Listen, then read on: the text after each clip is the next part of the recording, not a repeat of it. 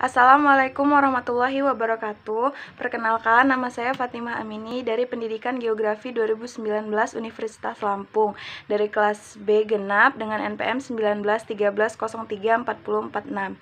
Di sini saya akan membacakan buku ekologi tentang ekologi tumbuhan oleh Dr. Insinyur Edi Muhammad Jayadi. Ini bukunya.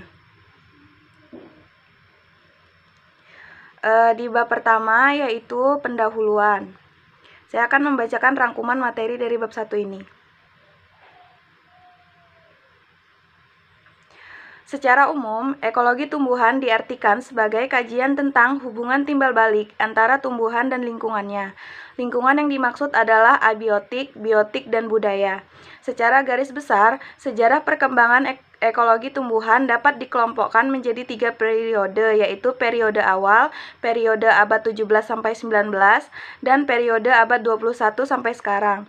Ketiga periode perkembangan tersebut memiliki karakteristik berbeda. Ada 2 pendekatan yang digunakan dalam mempelajari ekologi tumbuhan, yaitu autekologi dan sinekologi. Autekologi atau ekologi spesies adalah kajian tentang sejarah hidup suatu spesies tumbuhan, perilaku dan adaptasinya terhadap lingkungan. Sedangkan sinekologi atau ekologi komunitas adalah kajian tentang sekelompok organisme tumbuhan yang tergabung dalam satu kesatuan dan saling berinteraksi dalam daerah tertentu. Nah, bab kedua adalah konsep faktor pembatas. Saya akan membacakan rangkumannya.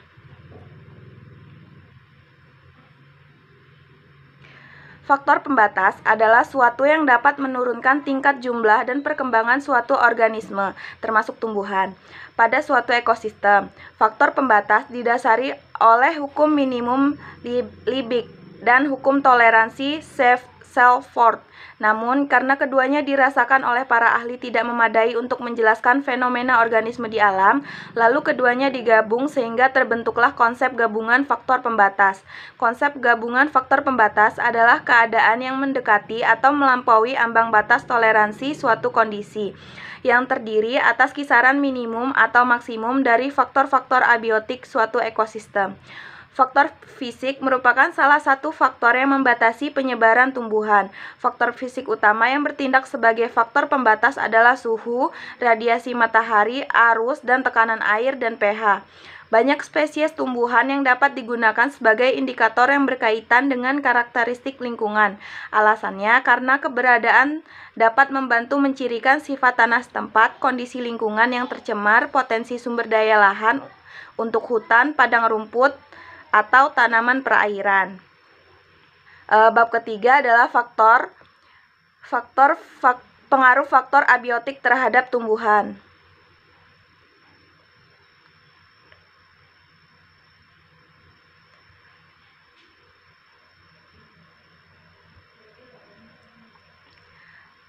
Di sini saya akan sedikit membacakan rangkuman yang sudah saya dapatkan dari bab ini.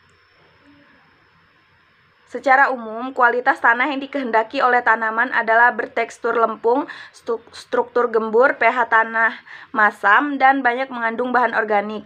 Pada kondisi tanah seperti ini, akan banyak terdapat pori yang dapat diisi oleh air dan udara yang sangat penting untuk pertumbuhan akar tanaman. Ketinggian tempat mempengaruhi tanaman berkaitan dengan suhu dan ketersediaan hara. Air memiliki banyak fungsi bagi tanaman, mulai dari mempertahankan turgiditas sel hingga menyangga suhu tanaman terhadap suhu udara yang fluktuatif. Berdasarkan ketersediaan air yang dimilikinya, tipe habitat tumbuh-tumbuhan di alam dibagi menjadi 3, yaitu serik, mesik, dan hidrik. Dengan kelompok tumbuhan secara berturut-turut adalah xeroptis, mesoptis, dan hidroptis. Api dapat memberikan dampak positif dan negatif bagi tanaman. Manfaat positif diantaranya menekan serangan OPT. Abu hasil proses pembakaran akan meningkatkan pH tanah hutan yang pada umumnya bersifat masam, mempercepat pertunasan, membantu penyebaran propagul, dan membantu perkecambahan biji. Sementara dampak negatifnya adalah terjadinya kebakaran yang tidak terkendali sehingga menyebabkan berbagai kerusakan yang berdampak pada berbagai aspek, diantaranya lingkungan fisik, lingkungan hayati, aspek kesehatan, aspek sosial, dan aspek ekonomi. Ada 3 unsur radiasi matahari yang berpengaruh terhadap tanaman, yaitu intensitas, kualitas, dan lama penyinaran. Perbedaan intensitas membagi tanaman menjadi 2, yaitu Heliophyta dan Sciophyta. Kualitas radiasi matahari mempengaruhi proses pemanjangan ruas batang. Kemudian berdasarkan lama penyinaran, tanaman dikelompokkan menjadi 3, yaitu tanaman hari pendek, tanaman hari panjang, dan tanaman hari netral. Suhu dapat berperan secara langsung maupun tidak langsung terhadap tumbuhan. Berperan langsung hampir pada setiap fungsi dari tumbuhan yang mengontrol laju proses-proses kimia dalam tumbuhan tersebut. Sedangkan peran tidak langsung dengan mempengaruhi faktor yang lain, terutama suplai air. Suhu yang akan mempengaruhi laju evaporasi dan menyebabkan tidak saja keefektifan hujan, tetapi juga laju kehilangan air tumbuhan. Suhu yang bersifat merusak tanaman adalah suhu yang ekstrim, yaitu yang terlalu tinggi dan suhu yang terlalu rendah. Kedua arah suhu tersebut tidak saja menghambat pertumbuhan tanaman, tetapi juga mematikan tanaman karena proses fisiologis tanaman akan terhambat akibat menurunnya aktivitas enzim. Kelembapan relatif secara langsung akan mempengaruhi tumbuhan berkaitan dengan pembukaan dan penutupan stomata yang mengatur kehilangan air dari tanaman melalui transpirasi dan fotosintesis.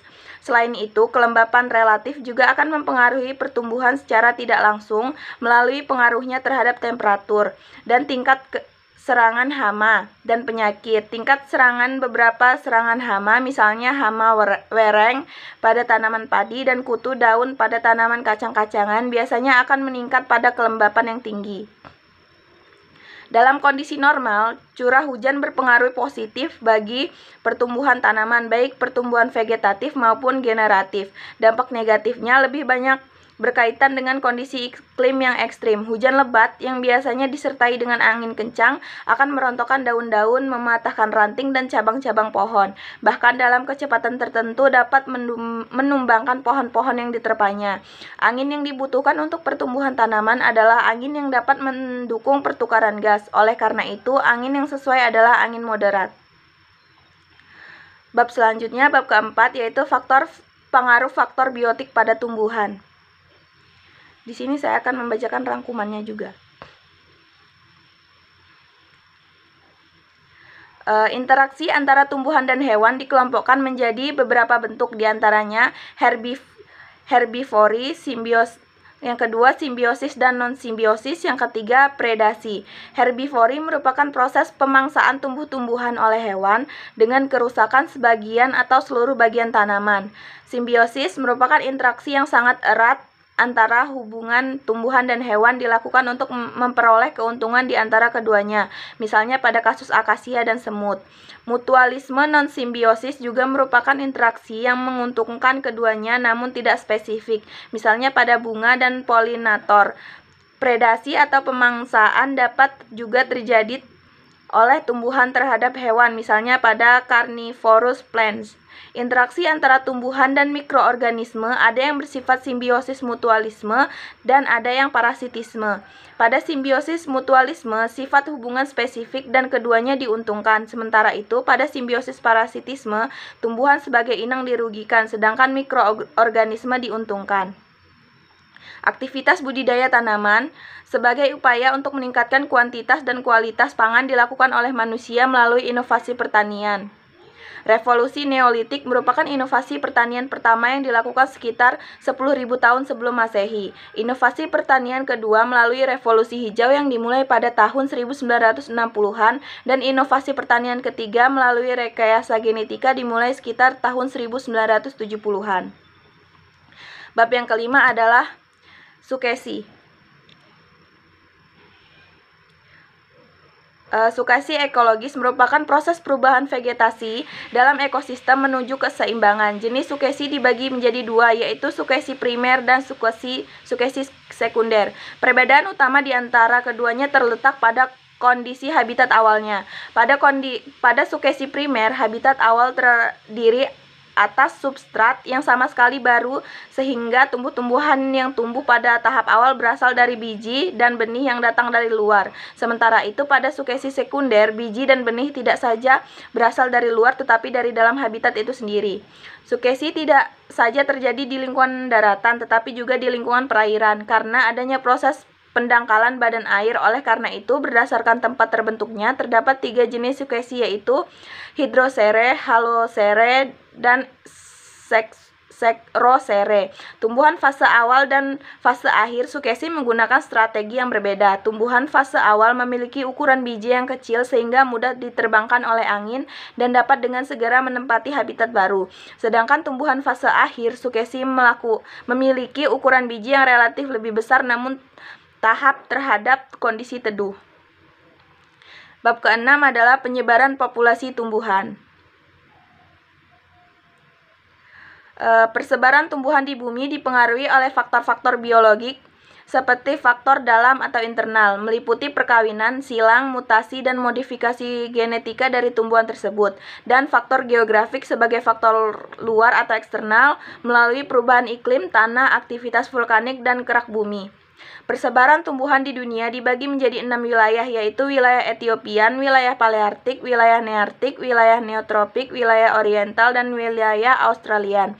Persebaran flora di wilayah Indonesia itu sendiri terbagi ke dalam 4 kelompok fase besar, yaitu wilayah flora Sumatera Kalimantan, wilayah flora Jawa Bali, wilayah flora Kepulauan Weles, dan wilayah flora Papua. Secara umum pola sebaran dibagi menjadi 3, yaitu acak, teratur, dan mengelompok. Penyebaran secara acak jarang terdapat di alam. Pola persebaran yang teratur terjadi apabila ada persaingan yang kuat antar individu dalam populasi tersebut.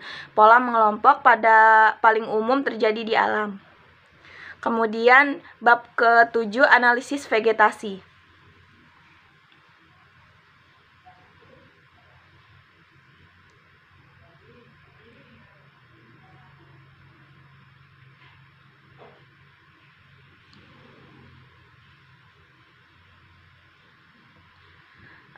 Dalam pengukuran diameter pohon setinggi dada terdapat beberapa ketentuan yang umumnya ditaati oleh para peneliti, yaitu bila pohon berada di lereng, diameter diukur pada ketinggian 4,5 kaki dari permukaan tanah atau 1,3 meter di atas permukaan tanah lereng sebelah atas pohon. Yang kedua, bila pohon membentuk cabang tepat pada ketinggian 1,3 meter dari tanah, maka diameter diukur sedikit. Bila pohon berakar papan atau berbentuk tidak normal, tepat pada atau melebihi setinggi dada, maka pengukuran diameter dilakukan di atas batas batang dari bentuk tidak normal. Dan yang terakhir, sesuai dengan informasi yang diinginkan, diameter pohon yang diukur bisa merupakan diameter di luar kulit pohon atau diameter dekat kulit pohon.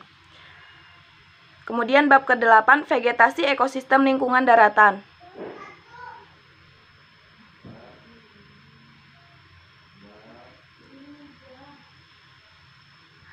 Ekosistem hutan hujan tropis dicirikan oleh spesies pepohonan yang relatif banyak, tinggi pohon utama antara 20-40 meter, cabang-cabang pohon tinggi dan berdaun lebat hingga membentuk tudung. Berbagai cara dilakukan oleh vegetasi hutan hujan tropis sebagai strategi adaptasi terhadap kondisi lingkungan yang kurang mendukung, diantaranya. Yang pertama, tumbuhan bawah yang umumnya berada di lingkungan yang relatif lembab biasanya memiliki helaian daun yang relatif lebar untuk mengintensifkan proses transpirasi dan memaksimalkan potensi daun dalam menangkap sinar matahari. Yang kedua, untuk mengurangi pengaruh naungan pada tumbuhan tertentu dilengkapi dengan kemampuan memanjat dengan merambat atau melilit pada tumbuhan lain guna mendapatkan cahaya matahari sesuai kebutuhannya, misalnya pada liana. Yang ketiga, untuk mengurangi laju transpirasi pada musim kemarau biasanya dilakukan dengan menggugurkan daunnya. Strategi adaptasi yang dilakukan oleh vegetasi di luar sabana biasanya diarahkan untuk mengurangi kehilangan air melalui transpirasi. Vegetasinya didominasi oleh jenis-jenis tumbuhan yang memiliki batang berduri, berdaun kecil, dan jaringan epidermisnya diselaputi lapisan lilin atau kutikula yang relatif tebal untuk mengurangi penguapan. Untuk tumbuhan herbaceus atau terna biasanya memiliki jaringan lunak dan berair yang digunakan untuk menyimpan cadangan makanan dan air. Padang rumput didominasi oleh rerumputan. Caranya beradaptasi adalah dengan membentuk sistem akar besar yang mendalam dan menancap dalam tanah guna mengurangi erosi dan menghemat air, serta melindungi diri jika sewaktu-waktu terjadi kebakaran di permukaan tanah. Juga memiliki ukuran daun yang relatif kecil untuk mengurangi penguapan air. Vegetasi di daerah gurun umumnya berdaun kecil, seperti duri atau tidak berdaun. Salah satu sifat xeromorfi terpenting dari tumbuhan xerofit adalah rasio permukaan luas eksternal terdapat volumenya, yang bernilai kecil. Berbagai strategi adaptasi dilakukan oleh tumbuhan yang hidup di daerah gurun. Di antaranya, yang pertama memiliki daun yang kecil seperti duri atau bahkan tidak berdaun untuk mengurangi penguapan, misalnya pada kaktus. Yang kedua, memiliki akar yang sangat panjang agar dapat mengambil air di tempat yang dalam. Yang ketiga, ada jenis tumbuhan tertentu yang dapat memanfaatkan semaksimal mungkin curah hujan yang minimal untuk menyelesaikan siklus hidupnya dengan sesingkat mungkin. Hutan gugur memiliki jenis pohon yang relatif sedikit, 10-20 pohon, dan tidak terlalu rapat. Berbagai strategi adaptasi dilakukan oleh vegetasinya untuk menyesuaikan diri terhadap lingkungannya yang ekstrim. Di antaranya, yang pertama, tumbuhan sesegera mungkin pada saat kondisi lingkungan menguntungkan. Yang kedua, sebagian besar pepohonan di daerah hutan gugur memiliki akar yang dalam dan melebar seukuran lebar tajuknya untuk memaksimalkan potensi akar dalam menyerap air. Yang ketiga, sebagian besar pepohonan di daerah hutan gugur juga memiliki daun yang relatif besar, lebar, dan helaiannya tipis agar dapat menyerap radiasi sinar matahari yang lebih banyak untuk keperluan fotosintesis di saat musim panas. Yang keempat, sebagian besar tumbuhan akan menggugurkan daunnya pada saat musim dingin. Di ekosistem taiga, vegetasi relatif sedikit dan didominasi oleh jenis konifer. Strategi adaptasi yang dilakukan antara lain memiliki tajuk berbentuk kerucut agar mudah menggeser salju sehingga cabang tidak akan pecah. Daunnya berbentuk jarum dan mempunyai zat lilin dapat mengurangi kehilangan air melalui transpirasi, dan pohon-pohon yang berdaun lebar seperti aspen. Sangat fleksibel dan tidak mudah pecah ketika ditutupi oleh es dan salju. Di ekosistem tundra, vegetasi umumnya terlihat pendek seperti semak. Beberapa strategi yang dilakukan diantaranya, yang pertama, tanaman memiliki penutup atau pelindung seperti rambut tebal dan mengelompok. Yang kedua, siklus hidup yang singkat. Yang ketiga, tumbuhan seringkali berukuran kecil guna mengurangi kerusakan yang disebabkan oleh angin dan memungkinkan pohon ini harus tertutup salju selama musim dingin. Yang keempat, bunga-bunga dari beberapa tanaman akan mengarah ke matahari untuk meningkatkan penyerapan radiasi matahari. Bab ke-9, vegetasi ekosistem lingkungan perairan. Saya akan membacakan rangkuman dari bab ini.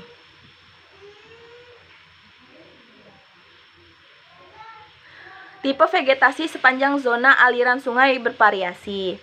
Berdasarkan kondisi lingkungan sungainya, tipe vegetasi riparian dikelompokkan menjadi 4, yaitu yang pertama, vegetasi di bagian hulu yang agak curam, kebanyakan ditumbuhi semak belukar dan perdu dengan beberapa pohon besar yang tidak selalu sama jenisnya. Yang kedua, vegetasi di daerah yang datar, kebanyakan ditumbuhi pepohonan dengan tajuk yang bertaut satu sama lain membentuk kanopi di atas sungai. Yang ketiga, vegetasi di wilayah dekat laut.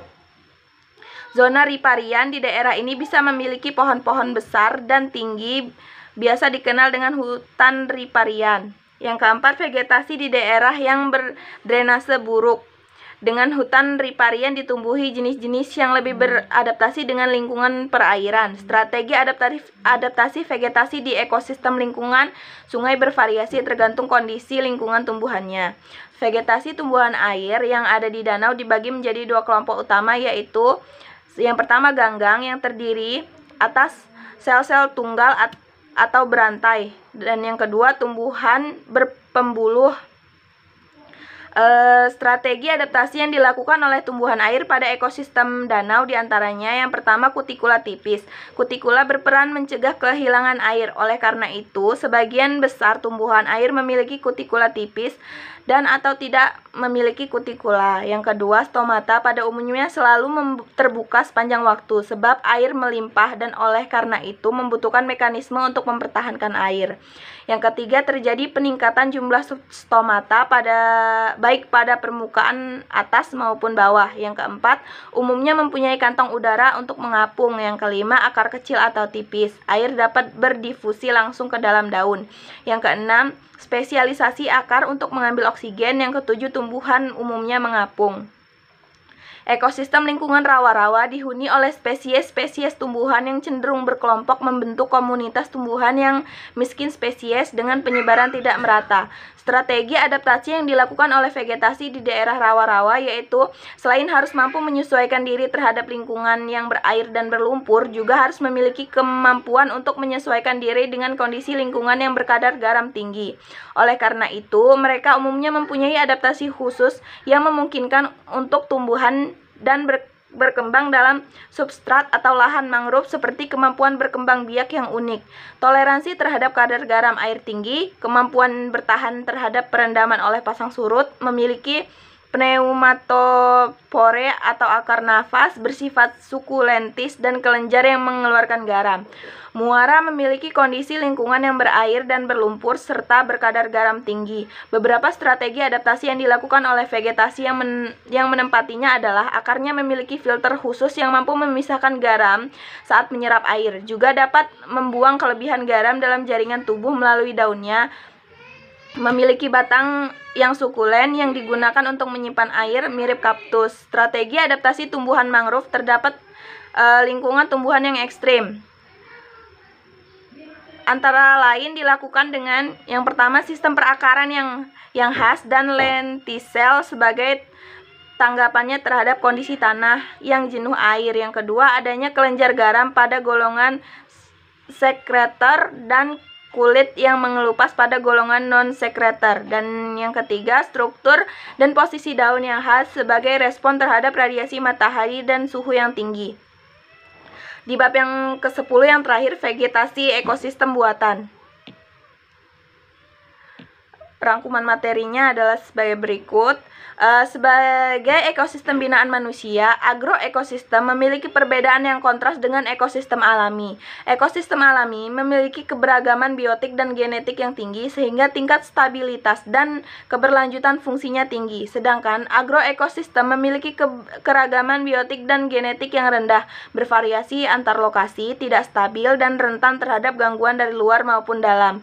Oleh karena itu, salah satu upaya untuk meningkatkan stabilitas agroekosistem adalah dengan meningkatkan keragaman biotik dan genetiknya melalui budidaya tanaman dengan sistem tumpang sari. Waduk merupakan salah satu ekosistem binaan manusia yang multifungsi dengan karakteristik vegetasi yang menyerupai ekosistem danau sebagai ekosistem perairan air tawar. Waduk didominasi oleh vegetasi yang teradaptasi baik dengan lingkungan besar atau basah atau berair.